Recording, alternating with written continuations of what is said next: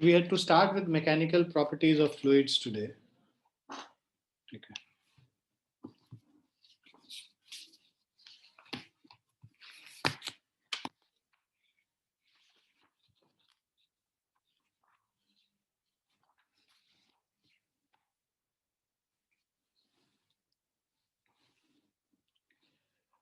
Now पहले hydrostatics करेंगे, उसके बाद हाइड्रोडायनेमिक्स करेंगे. So matter exist in three states, हमें पता है सॉलिड, लिक्विड और गैसेस में मैटर एग्जिस्ट करता है. Intermolecular forces are strongest in solids, that's why their size and shape can not be changed easily. Intermolecular forces in liquids are comparatively weaker than in solids, therefore their shape can be changed easily. Thus liquid assume the shape of the container in which they are being put, but their volume cannot be changed so easily. Liquid are almost incompressible and have free surface of their own.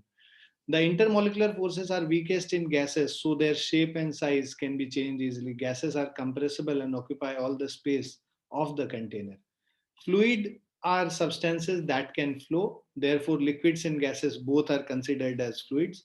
Fluid mechanics, study of fluids in general, is called fluid mechanics.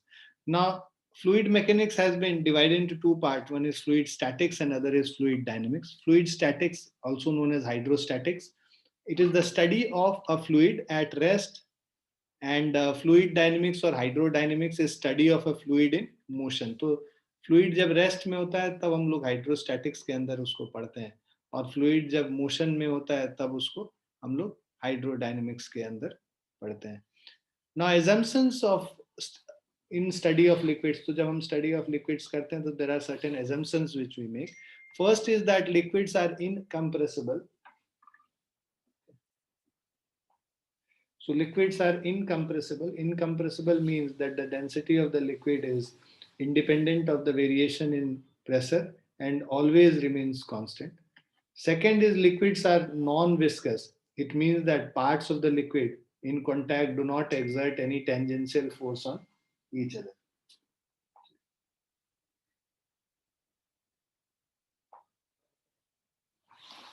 एक minute.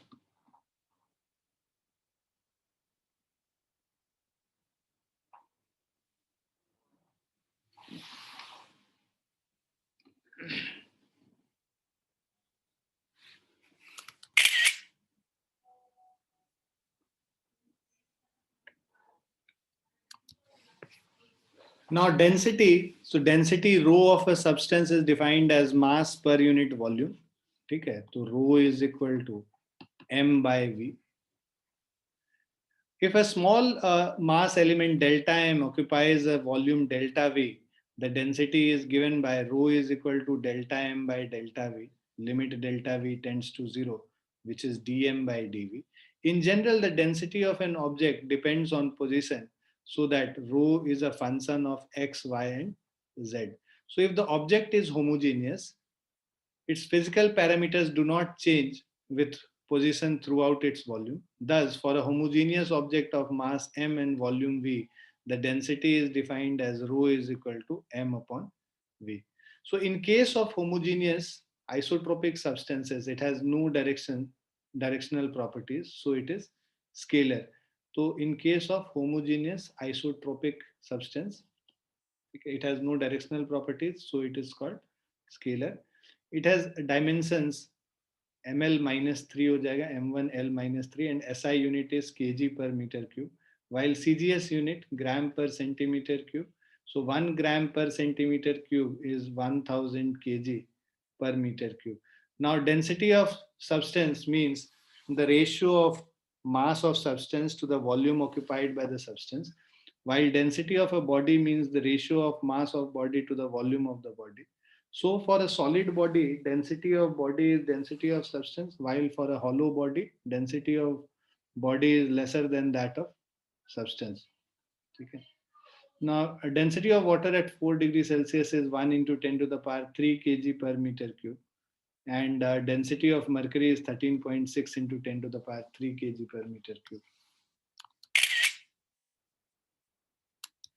Now, if we have two substances which we have mixed together, two liquids or fluids which we have mixed together. So let a number of substances of masses m1, m2 and m3 अलग अलग substances हैं, इनका मास m1 m2 m3 है respectively, और उनका densities ρ1 ρ2 ρ3 है etcetera respectively be mixed together, the total mass of the system will be m1 plus m2 plus m3. अब जो हमें पता है density rho is equal to m by v, तो v is equal to m by rho होता है. So the total volume, मतलब जो पहला वाला फ्लूइड है उसका volume m1 by rho one होगा, है ना.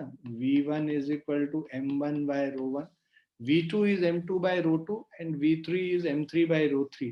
तो इन सब वॉल्यूम्स को ऐड कर देंगे, नेट वॉल्यूम v मिल जाएगा, v is equal to v1 plus v2 plus v3. So the total volume is V1 plus V2 plus V3, provided that the substance retain their individual states within the mixture. Therefore, the density of the mixture is rho is equal to sum of all the masses m1 plus m2 plus m3 by sum of all the volumes m1 by rho 1 plus m2 by rho 2 plus m3 by rho 3. The same expression may be written in terms of the volumes. Okay. So density of the mixture rho is given as rho1 v1 rho2 v2 rho3 v3 divided by v1 plus v2 plus v3. So where v1 v2 v3 represents the volume of substances of densities rho1 rho2 rho3 in the mixture.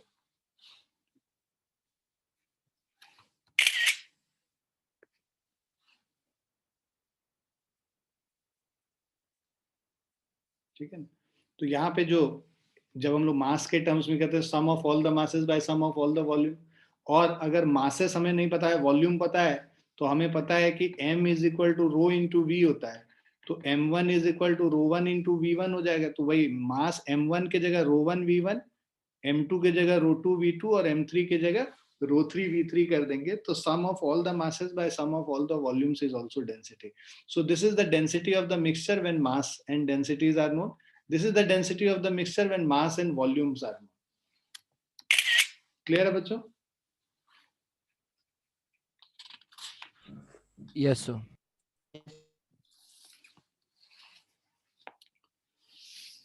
Now you see this example, two liquids of densities 2.5 gram per centimeter cube and 0.8 gram per centimeter cube. So rho 1 is 2.5 gram per centimeter cube and density rho 2 is 0.8 gram per centimeter cube are taken in the ratio of their masses 2:3. m1 by m2 is 2 by 3. So m1 is equal to 2k and mass m2 is equal to 3k. So ratio of their masses is 2:3. Find the average density of the liquid combination. So average density is equal to sum of all the masses, means m1 plus m2 by sum of all the volumes v1 plus v2. v1 is equal to, ठीक है, देखो density mass by volume होता है, तो v1 is equal to mass by density.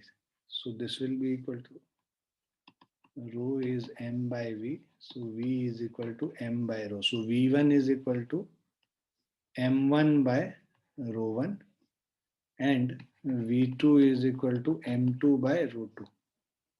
तो इसको हम लोग सब्स्टिट्यूट कर लेते हैं. m1 plus m2 means 2k plus 3k divided by m1 मतलब 2k upon rho 1 plus 3k upon rho 2.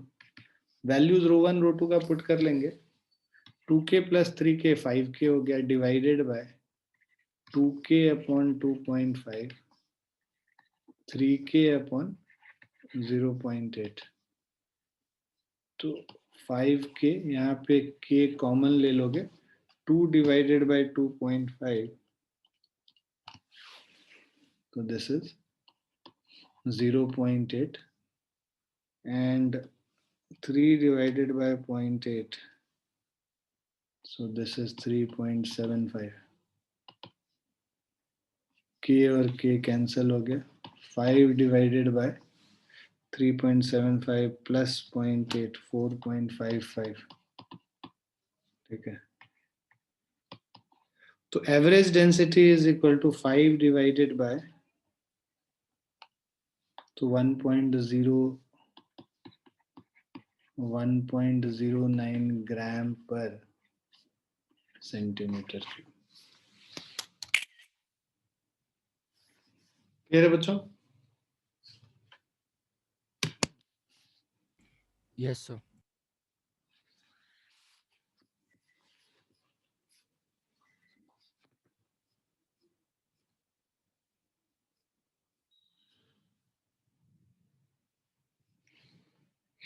Next पे चलते हैं।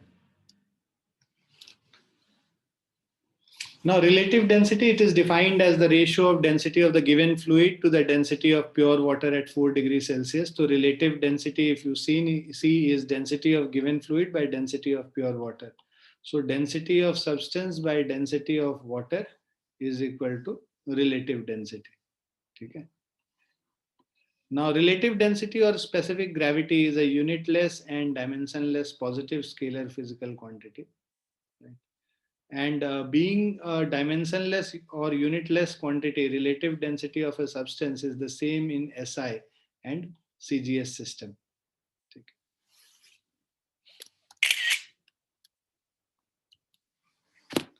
Now, a hollow metallic sphere has inner and outer radii respectively. So, एक metallic sphere है. The inner and outer radii respectively are 5 centimeter and 10 centimeter. तो ये 5 centimeter हो गया और ये 10 centimeter हो गया. If the mass of the sphere is 2.5 kg, m is equal to 2.5 kg.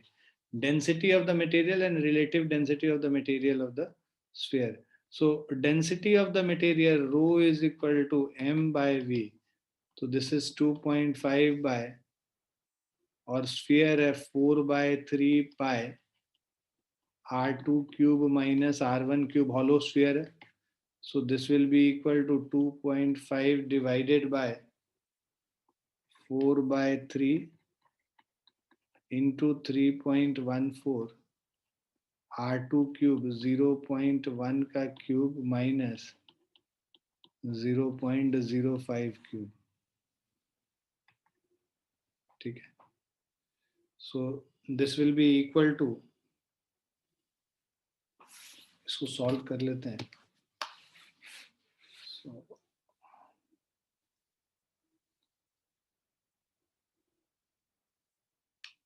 0.1 cube minus 0.05 cube, 8.75 into 3.14 divided by 3. 2.5 divided by answer 682.43 gram per centimeter cube. This is the density. Now relative density of substance by density of water, 682.43 by 1000. Sir ये kg per meter cube है, I am sorry. ठीक है, क्योंकि हम लोगों ने इसको metre और केजी में लिया हुआ है.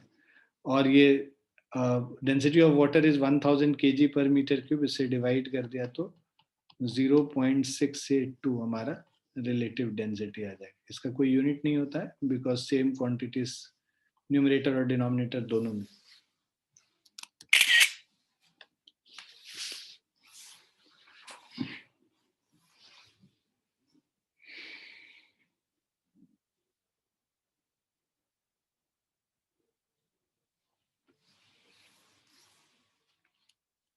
लिख लिया बच्चों?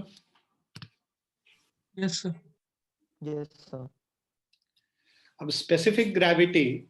So specific gravity is defined as ratio of specific weight of given fluid to the specific weight of pure water at 4 degrees Celsius. Specific gravity is specific weight of a given liquid by specific weight of pure water at 4 degrees Celsius. तो अब यहाँ पे specific gravity देखोगे, density of liquid into acceleration due to gravity, density of water into acceleration due to gravity, G और G cancel हो जाता है. So density of liquid by density of water, which is same as relative density of liquid. So specific gravity is equal to relative density of the liquid. So thus, specific gravity of a liquid is numerically equal to the relative density of that liquid. And for calculation purposes, they are used interchangeably.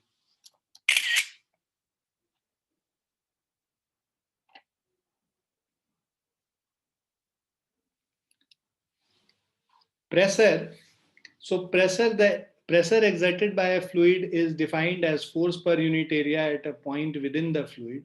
So consider an element of area delta A as shown in the figure, on which an external force delta F is acting normal to the surface. The average pressure in the fluid at the position of the element is given by delta F upon delta A. तो अगर हम एक force delta F लगा रहे हैं इस area delta A पे, सो उस केस में जो एवरेज प्रेशर है that is delta F by delta A. As delta A tends to zero, मतलब ये एरिया अगर स्मॉल एरिया को हम लोग कंसिडर करते हैं, the element reduces to a point and this pressure at a point is defined as P is equal to limit delta F by delta A, where delta A tends to 0. So this is dF upon dA. So when the force is constant over the surface A, the above equation reduces to P is equal to F upon A. The SI unit of pressure is Pascal. So Pascal is Newton per meter square. So 1 Pascal is equal to 1 Newton per meter square. The CGS unit of pressure is dyne per centimeter square. The other common pressure units are the atmosphere and bar. So 1 atmosphere is 1.01325 into 10 to the power 5 Pascal. 1 bar is 1 into 10 to the power 5 Pascal. Dimensions of pressure are given by P is equal to F upon A. So ml t minus 2 by L square, ml minus 1 t minus 2. ये हमारा dimension of pressure हो गया. Example 3. What are the forces imparted by atmosphere on the walls of a room of dimension 6 into 5 into 4? और atmospheric pressure दे रखा है. तो walls देखो,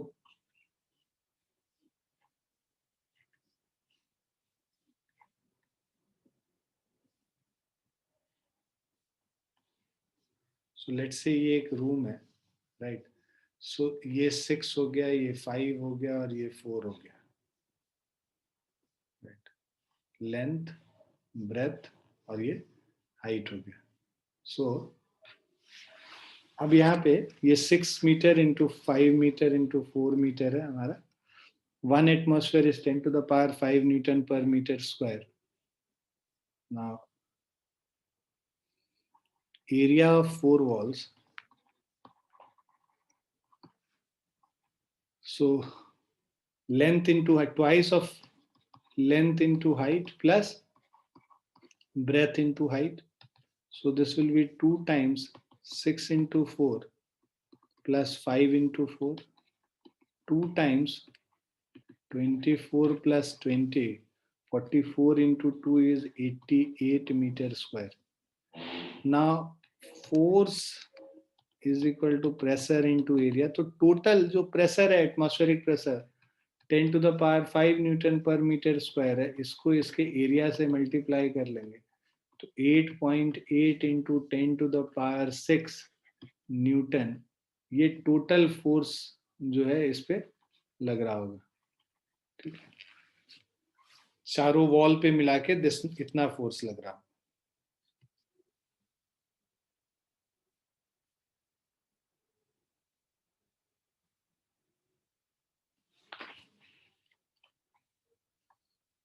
clear है बच्चों? Yes, sir.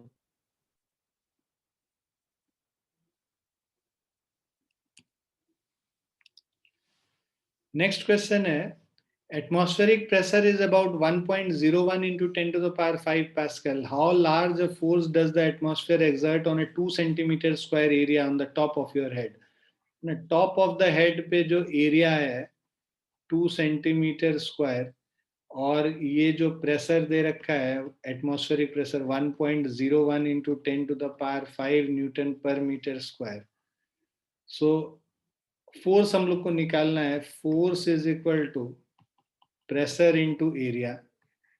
So F is equal to 1.01 into 10 to the power 5 into 2 into 10 to the power minus 4. So F is equal to 2.02 into 10 to the power 1 or 20.2 Newton हो गया force.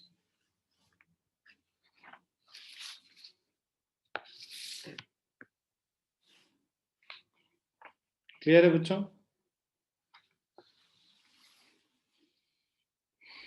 Yes sir.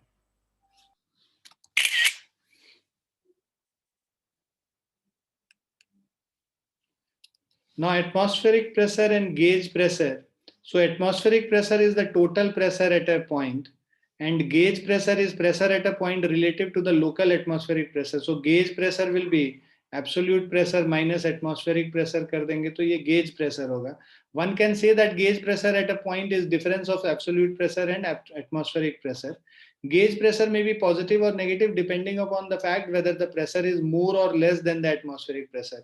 तो अगर किसी point पे जो pressure है that is more than the atmospheric pressure है ना, उसको तब वहां पे गेज प्रेशर पॉजिटिव होगा. अगर किसी पॉइंट पे जो प्रेशर है वो एटमॉस्फेरिक प्रेशर से लेस है तो उस केस में नेगेटिव प्रेशर होगा. Now variation of pressure with depth. So consider a small cylindrical element of mass delta m. So consider a small cylindrical element of mass delta m at a height y from the base. तो यहां पर से height y पे from the base. So let us consider ये small, consider a cylindrical element of mass delta m, right, at a height y from the base of the container as shown in the figure. Let A be the area of the top and bottom surface of this cylinder. तो देखो ये cylinder है, इसका ये height हो गया और इसका जो एरिया है A इज द एरिया. यहाँ पे जो एरिया है इसका ये A हो गया, right. So A be the area of top and bottom surface of this cylinder. We know that fluid forces on the opposite vertical faces of the cylinder are equal in magnitude and opposite in direction and therefore cancel each other. The other forces acting on the fluid contain within the imaginary boundary of the gravitational force delta W is delta M into G and the force due to fluid pressure. The pressure force acting on the lower face of the element is PA and that on the upper face is P plus delta P into A.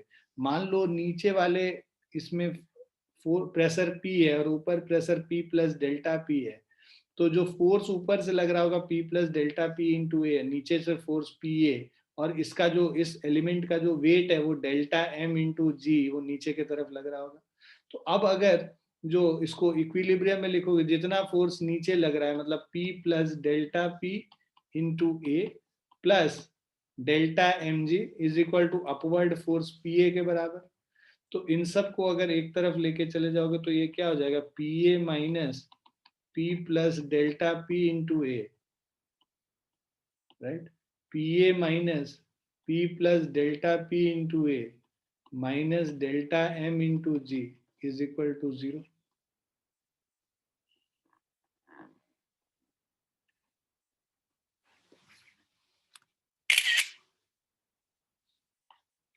Clear बच्चों? Yes sir.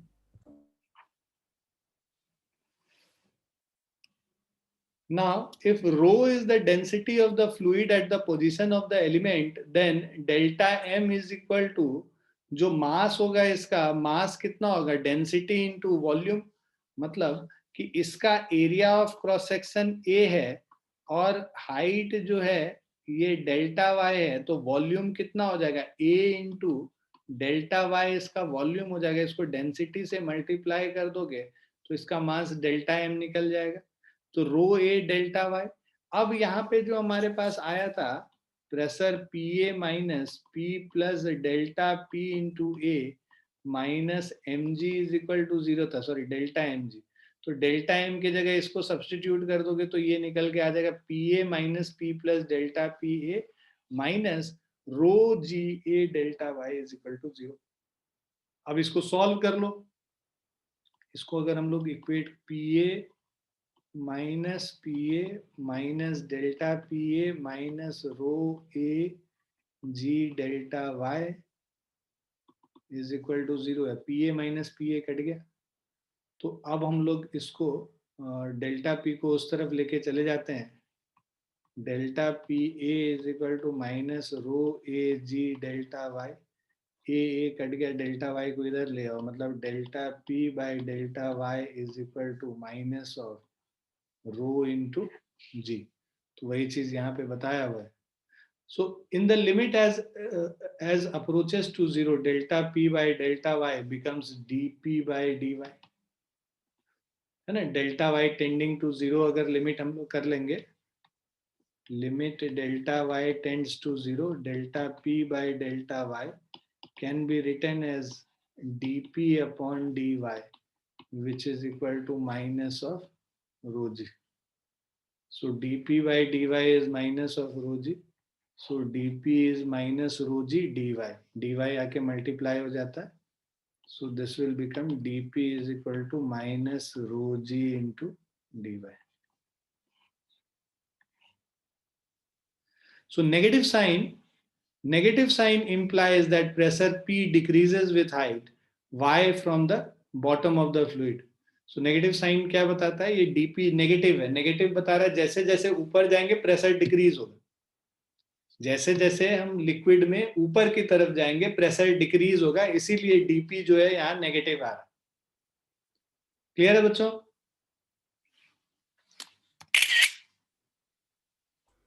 Yes, sir.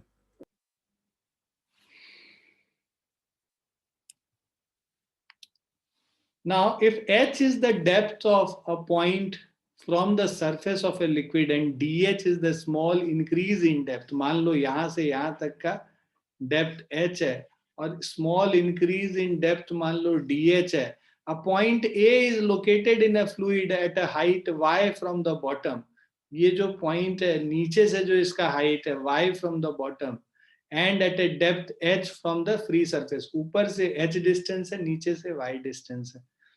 अब देखो मतलब इसका मतलब क्या हो गया, अगर dy इधर हो गया और dh इधर हो गया तो dy is equal to minus of dh हो जाएगा। सो अगर हम लोग वहां पे dp इज इक्वल टू, अभी हम लोगों ने लिखा था dp is equal to minus of rho G D Y, minus dy plus dh हो जाएगा, तो rho G dh is equal to dp, तो इससे हमारा आ जाएगा dp by dh is equal to rho into G, मतलब अगर ऊपर से हम लोग ग्रेडियंट देखते हैं प्रेशर का, है ना, तो that is increasing, so that's why positive rho G आता है। If P naught is the atmospheric pressure, then for a point at a depth h below the surface of a liquid at uniform density rho, hydrostatic pressure P will be equal to P naught plus rho gh, यहाँ पे जो pressure होगा P naught plus रो gh, इसका density हो गया रो, तो P naught plus rho gh is equal to pressure at a depth h. So P is equal to P naught plus rho gh. So this is pressure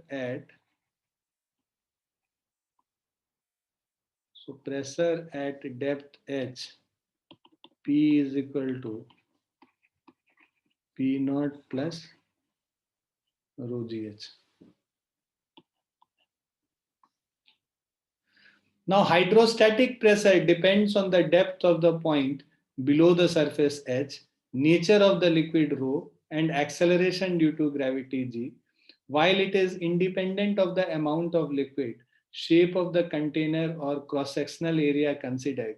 So if a given liquid is filled in vessels of different shapes to same height, the pressure at the base in each vessel will be the same, though the volume or weight of the liquid in different vessels will be different.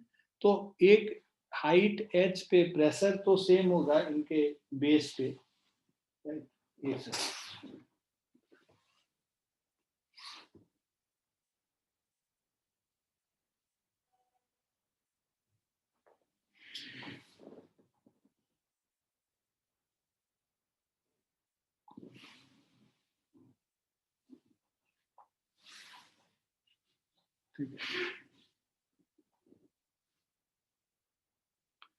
So if a given liquid is filled in vessels of different shapes to same height, the pressure at the base in each vessel will be same.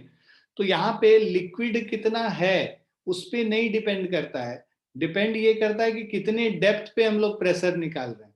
तो इसीलिए जो है ना, volume or weight of liquid is different in different vessels, still the pressure at the bottom base will be same in each of the three cases. So PA is equal to PB is equal to PC.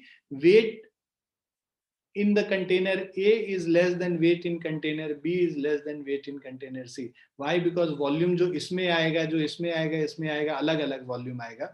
A वाले में सबसे कम volume of liquid है, B में उससे ज्यादा है और C में उससे ज्यादा वॉल्यूम है, इसीलिए weight of liquid in A is greater than, sorry, less than the weight of liquid in container B, and that is less than weight of liquid in the container C. Clear है बच्चों? Yes, sir. Yes, sir.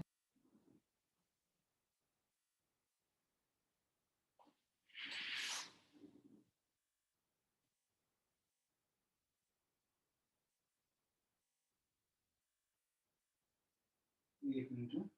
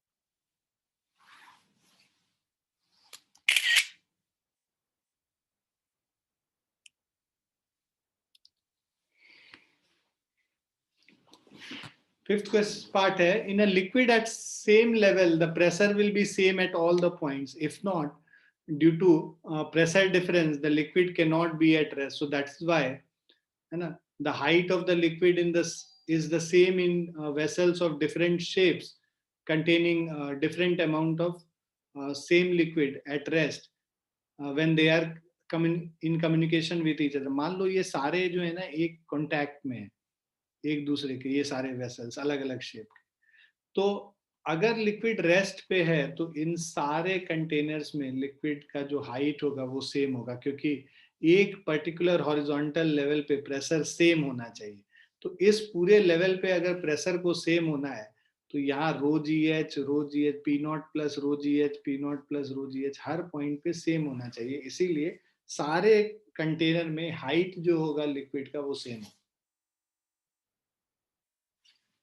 ठीक है, example 5 अगर हम लोग देखें, assuming that atmosphere has a uniform density of 1.3 kg per meter cube and an effective height of 10 kilometer, find the force exerted on an area of dimension this at the bottom of the atmosphere. So bottom of the atmosphere pe force will be equal to pressure into area. Pressure is rho gh into area, है ना। Top पे तो जो भी, अब जो atmosphere की वजह से जो प्रेशर है, डेंसिटी बोल रहा है कांस्टेंट रखने 1.3 kg पर मीटर क्यूब, जी का वैल्यू 9.8, हाइट 10 किलोमीटर मतलब 10 टू द पावर 4 मीटर हो गया, ठीक, और area of cross section 100 into 80 तो 8000 मीटर स्क्वायर हो गया। So this will be equal to 1.3 into 9.8 into, so 1.0192 into 10 to the power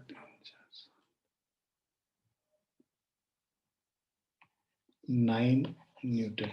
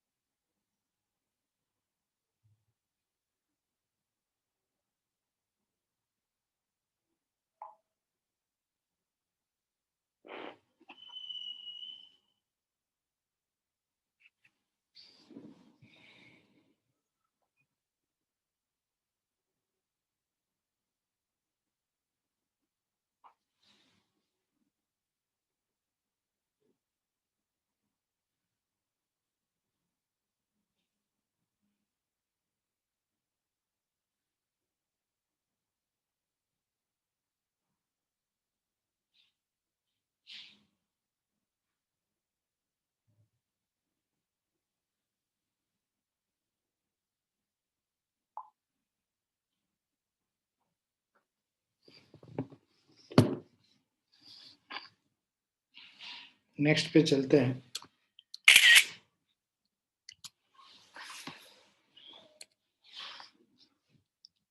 Water is filled in a flask up to a height of 20 centimeter. The bottom of the flask is circular with radius 10 centimeter. तो एक flask है, इसका जो radius r is equal to 10 centimetre मतलब 0.1 metre, इसके अंदर जो water filled है, it is filled up to a height of 20 centimeter, that is 0.2 meter. If the atmospheric pressure is 1.01 into 10 to the power 5 Pascal. Find the force exerted by the water on the bottom. तो हम लोग को force exerted by the water on the bottom निकालना, G का value 10 है और density 1000 kg per meter cube हो गया। So pressure at the bottom is P naught plus rho GH. Atmospheric pressure मतलब that is 1.01 10 to the power 5, density 1000 G 10 H 0.2, तो sorry 1.01 था, 1.01 into 10 to the power 5, 2 into 10 to the power 3,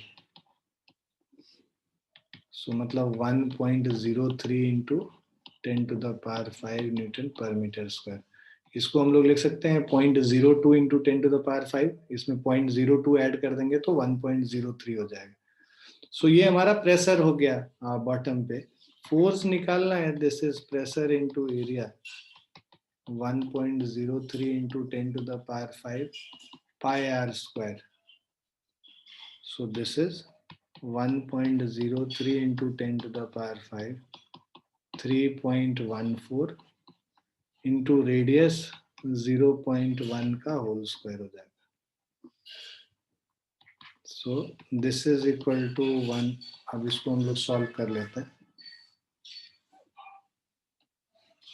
1.03 into 3.14. 3.23 into 10 to the power 3 Newton.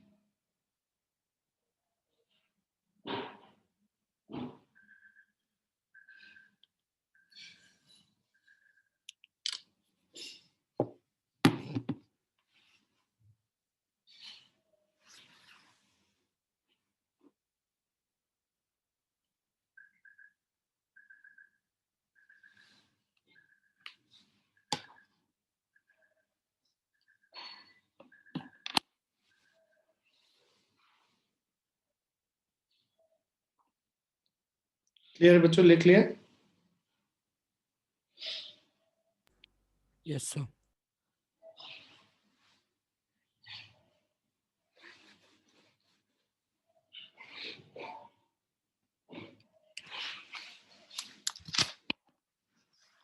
Next question है, during blood transfusion the needle is inserted in a vein where the gauge pressure is 2000 pascal. तो needle हमने insert किया और यहाँ पर से हम लोग एक पाइप के थ्रू ऐसे एक पाउच जैसा बना रहता है किसी हाइट पे, और यहाँ पर से हम लोग ब्लड को ट्रांसफ्यूज करते हैं. लेट्स से ये जो हाइट है जिसपे हम लोगों ने ये पैकेट लगा रखा है वो h हाइट पे है. So during blood transfusion, the needle is inserted in a vein where the gauge pressure is 2000 pascal. तो यहाँ पे जो प्रेशर है P is equal to 2000 pascal Newton per meter square. ठीक है. At what height must the blood container be placed so that the blood may just enter the vein? Density of the whole blood is 1.06 into 10 to the power 3. Rho is equal to 1.06 10 to the power 3 kg पर metre cube. तो इसके वजह से जो यहाँ पे जो blood है इसके अंदर हाइट के वजह से जो प्रेशर होगा इस प्रेशर के बराबर होना चाहिए, तभी जो है इसके अंदर वेन्स के अंदर जाएगा ब्लड. अदरवाइज क्या होगा, वेन्स के अंदर जो ब्लड का प्रेशर है अगर वो ज्यादा है एज कंपेयर टू जो ये ब्लड हम लोग बाहर से डाल रहे हैं, मतलब यहाँ पे जो ब्लड मान लो ये जो हैंड्स में हम लोग सिरिंज के थ्रू डाल रहे हैं, तो लेट से इंजेक्शन लगा हुआ है और इसके थ्रू जा रहा है, वेन्स में जो ब्लड प्रेशर है अगर ज्यादा हो गया बाहर के प्रेशर से तो ये अंदर अलाउ ही नहीं करेगा इसको आने के लिए. तो इसको बेसिकली अगर जस्ट इन्फ्यूज करना है तो दोनों का प्रेशर सेम होना चाहिए. मतलब the pressure which is inside the vein should be equal to pressure of this blood which is coming down. So P is equal to rho GH के बराबर हो जाएगा, क्योंकि यहाँ पे जो ब्लड का प्रेशर इस पॉइंट पे होगा हाइट h के वजह से, दैट इज रो GH. आ गया समझ में concept? Yes, sir. 2000 is equal to 1.06 into 10 to the power 3, ये डेंसिटी हो गया. G हम लोग 9.8 ले लेते हैं into h हम लोग को निकालना है. So h will be equal to 2000 divided by 1.06 into 9.8 into 10 to the power 3. 1000 और ये कैंसिल हो गया. 2 divided by 1.06 into 9.8. 2 divided by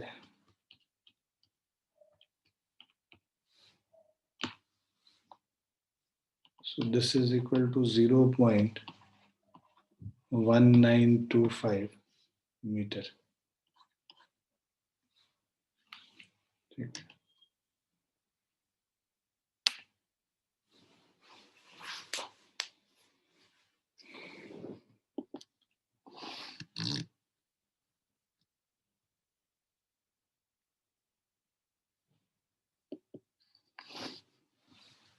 clear है बच्चों? Yes, sir.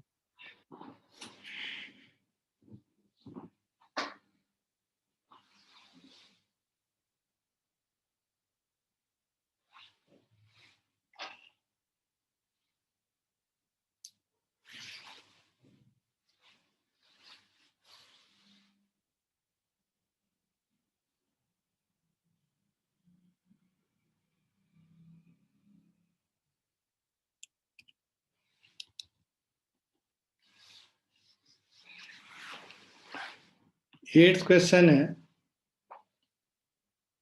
an air bubble rises from the bottom of a lake to the top and increases its volume 15 times thereby. ठीक है. So एक देखो यहाँ पे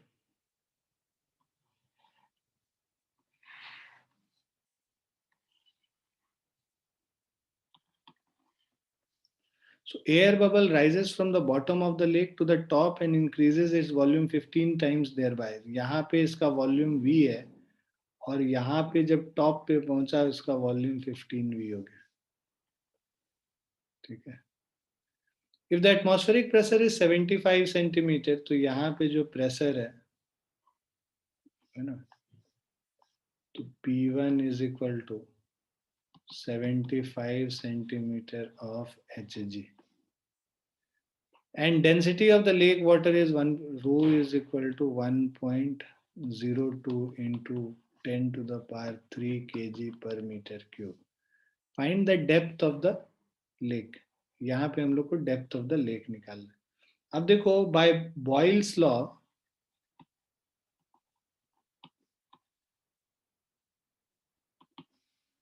we have P1 V1 is equal to P2 V2. ठीक है. यहाँ पे P1 is इसको 75 सेंटीमीटर ऑफ Hg को 75 into 13.6 into 10 to the power 3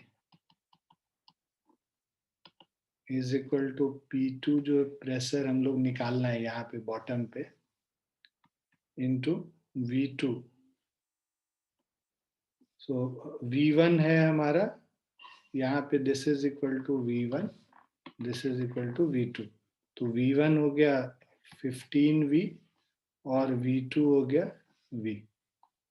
V और V कैंसिल हो गया तो pressure P2 is equal to 75 into 13.6 into 15 into 10 to the power 3. 75 into 13.6 into तो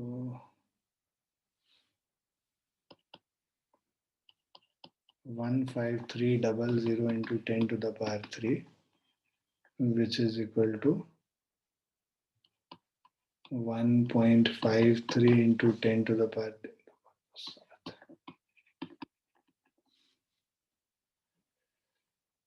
Now depth of lake.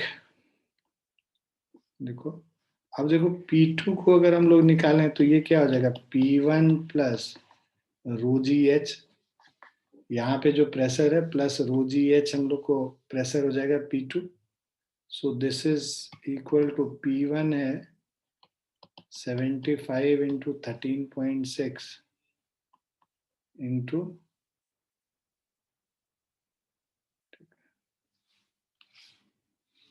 into 10 to the power 3 plus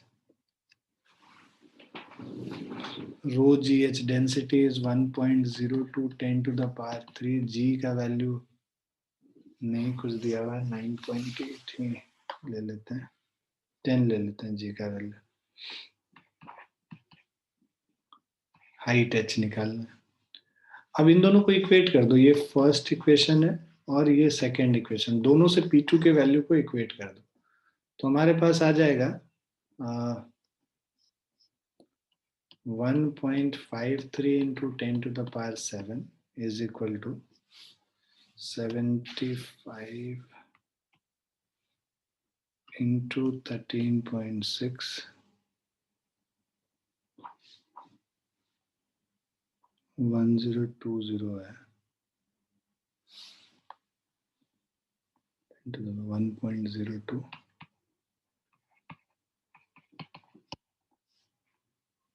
10 to the power 6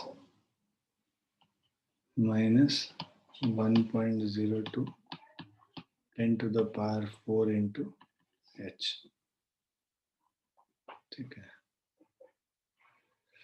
तो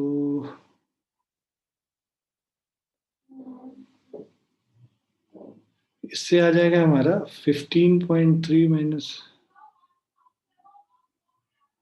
ठीक है, 1.53 into 10 to the power 7 है, अब 0.102, तो 1.53 माइनस 0.102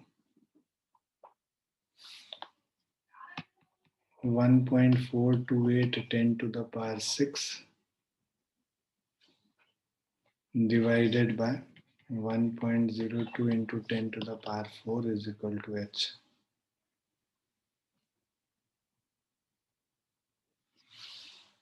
One 1.428 divided by 1.02, 1.4 हो गया, 1.4 into 10 to the power 2, 140 metre.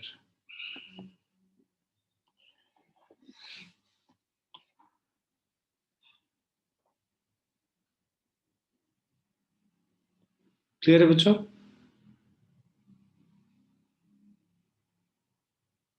Yes, sir.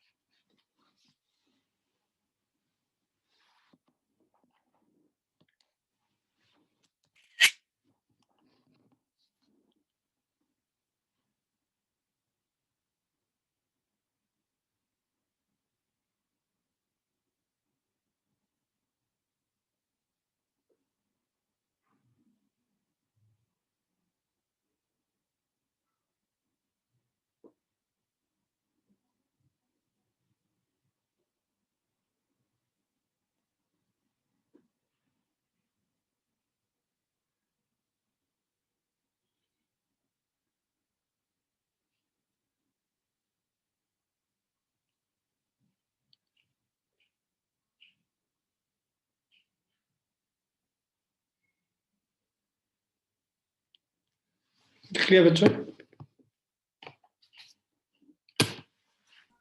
Yes, sir. Next question है, यहाँ पे क्या कर रहा है, water is filled to a height h behind the dam, तो लेट्स से एक डैम है,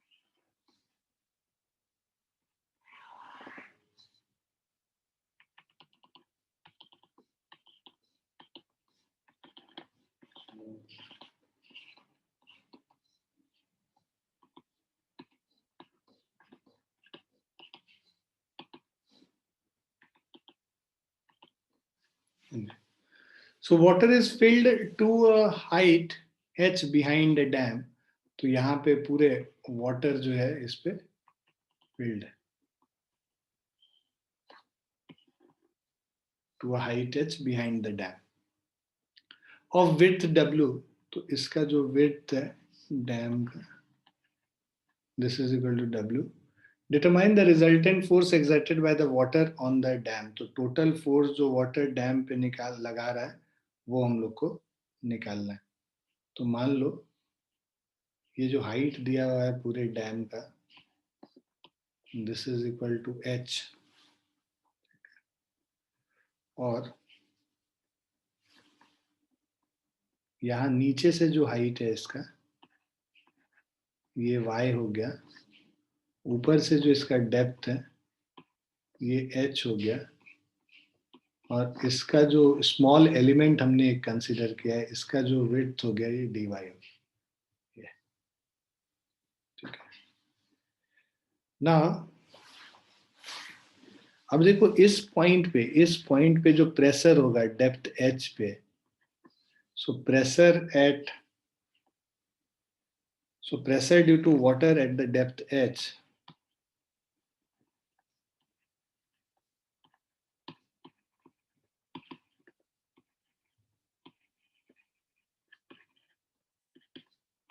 this will be equal to rho g into h, which is same as rho g into capital H minus y।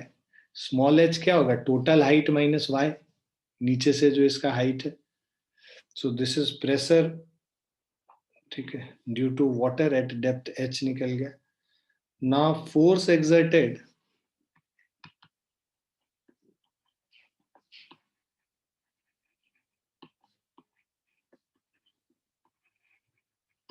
on a strip of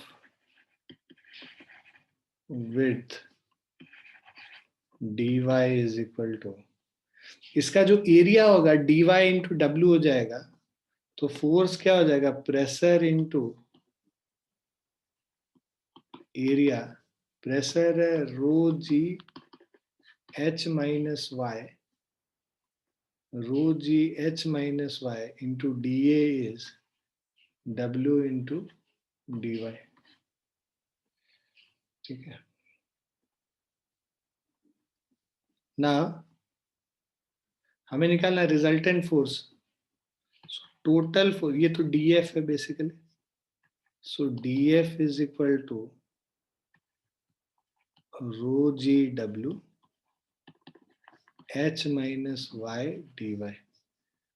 integrate कर देंगे force को 0 से लेके F तक, और y को इंटीग्रेट करेंगे 0 से लेके कैपिटल H तक। तो जो हमारा टोटल फोर्स F होगा, this is rho G W H minus Y D Y. तो H D Y minus Y square D Y है ना, 0 टू h, और इसको इंटीग्रेट करेंगे 0 से h। So this is rho G W H D Y, मतलब h into Y minus Y cube by 3, और इसमें लिमिट डाल देते हैं 0 से h। So this is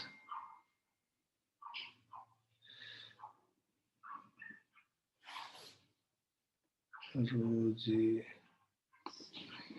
W H minus I D Y.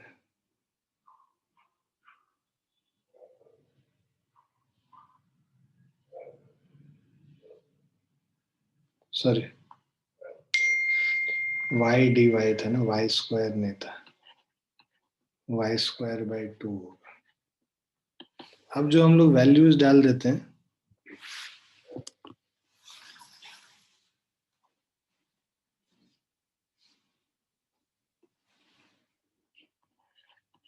Rho G W H into Y H square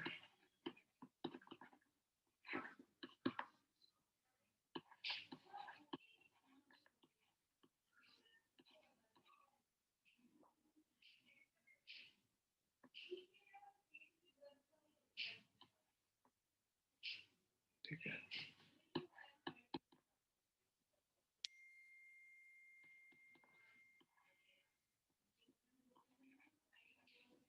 rho G W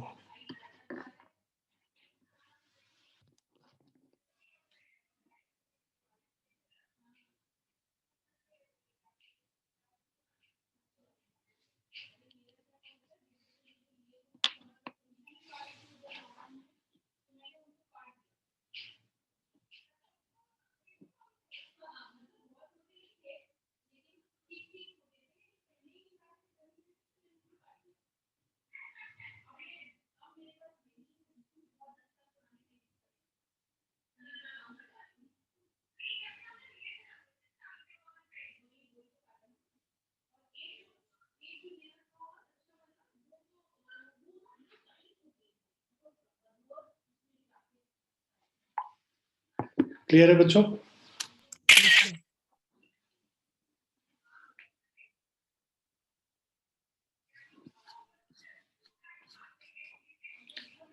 लिख लिया सभी ने? Yes sir. Yes, sir. अब देखो, अब दूसरा पार्ट जो है ना इसी पे बेस्ड है। वो ये क्या कह रहा है, इन द प्रीवियस एग्जाम्पल, तो जैसे फिगर थोड़ा फिर से बनाना पड़ेगा।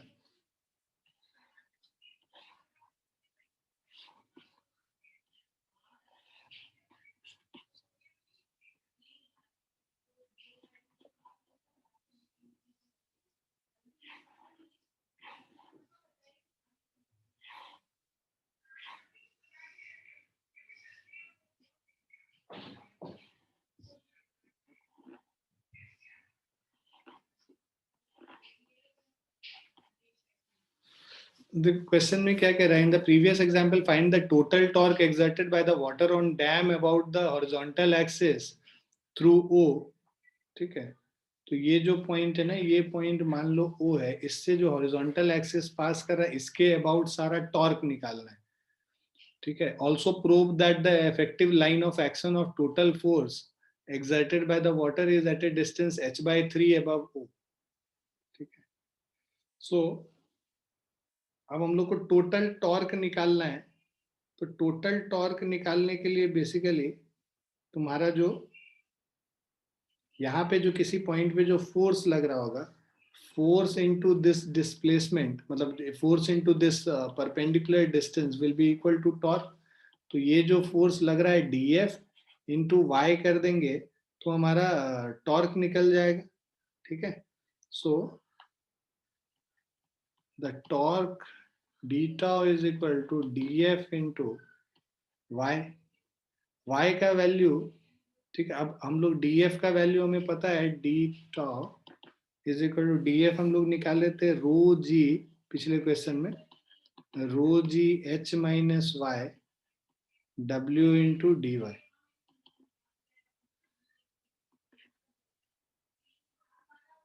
तो rho G h minus Y w D Y, ठीक है, into Y.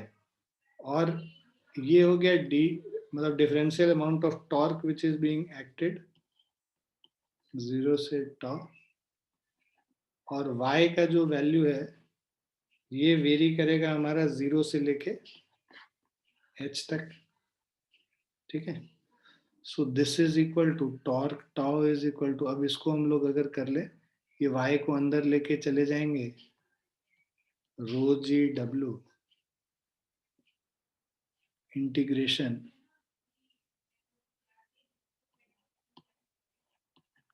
H Y D Y minus Y square D Y 0 से h।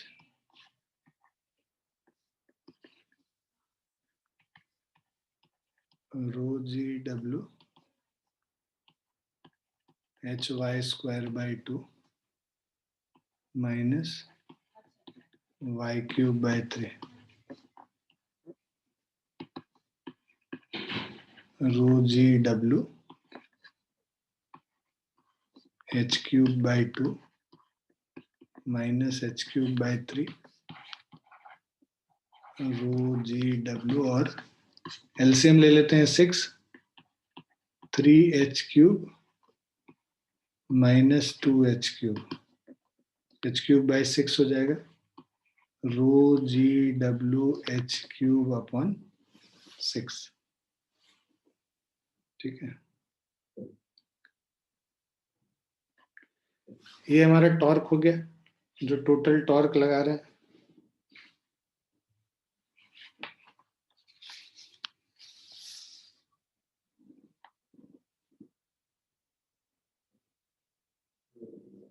अब देखो जो इफेक्टिव फोर्स पिछले पार्ट ऑफ क्वेश्चन में जो हम लोग सॉल्व किए थे, effective force, that force was equal to half rho G W into h²। अब F into effective height y effective is equal to torque होगा, which will be equal to rho g w h³ by 6। Force हमारा पता है rho g w h² by 2 is equal to rho g w h³ by 6 into y effective। rho g w h², ये कटा, h बचा, 3 बचा, so sorry यहाँ पे y effective था ना, तो जो y effective है this is equal to h by 3। तो अगर टोटल एवरेज फोर्स का देखें कि किस हाइट पे लग रहा होगा, सो effective line of action of total force exerted by water is at a distance h by 3 above, that is it। ठीक है, तो ये तो टॉर्क हो गया, and that is equal to y into f into y effective। तो effective height कितना होगा पूरे वाइट का, पूरा पूरा वाटर जो उसके ऊपर है उसका जो इफेक्टिव हाइट होगा that will be at h by 3। Clear है बच्चों?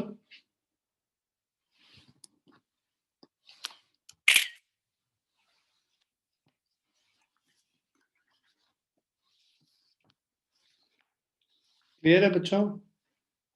Yes, sir.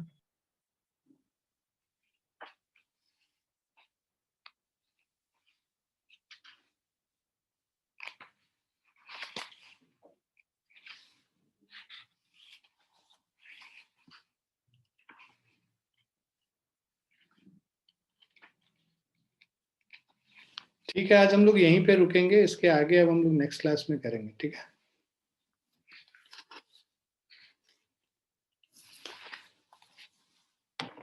ठीक है बच्चों?